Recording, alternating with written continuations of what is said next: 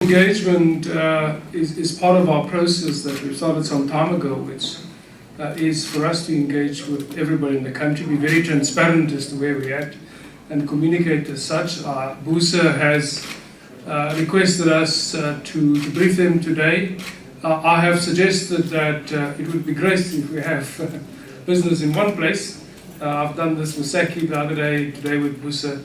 We have no problem in that, but I do think that the bottom line of all of this is that as everybody together, as leadership, business, Eskom, government, that we now need to work together as to how we deal with the energy situation in the country.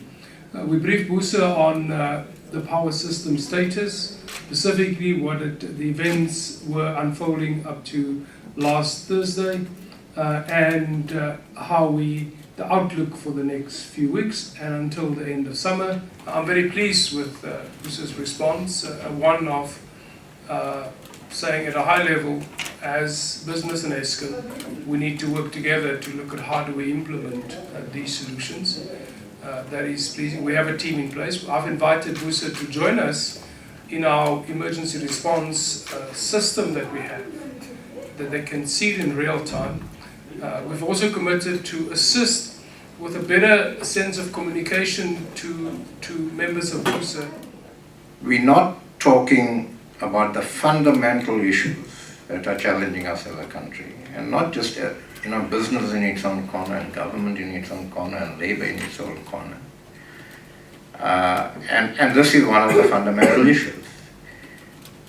So, it's not a discussion in one corner on, okay, how much is a tariff, or a discussion in another corner, how should we regulate this, or a discussion in another corner, who should bear the bulk of the load shedding. It's a discussion on, let's accept that Eskom is a national asset. It's not sustainable currently. It's not keeping the lights on currently. What do we do about it as a country? What are the hard issues we need to fix? It needs to be sustainable from a financial point of view. Fine, we agree with that. How do we do that? There's a role for tariffs, there's a role for injection by the state, there's a role for IPPs, there's a whole lot of stuff to do. Let's sit together and ask the hard questions in front of government, with government. Are there legislative and regulatory issues that's actually inhibiting the ability of Eskom to keep the lights on sustainably?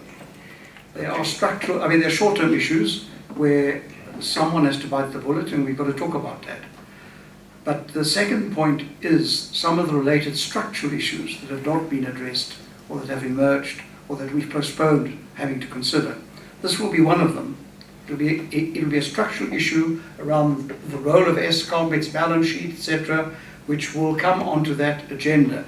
Because, as has been pointed out earlier, what is coming home clearly now is that several of these factors are interdependent. And as soon as you touch one, you affect the others.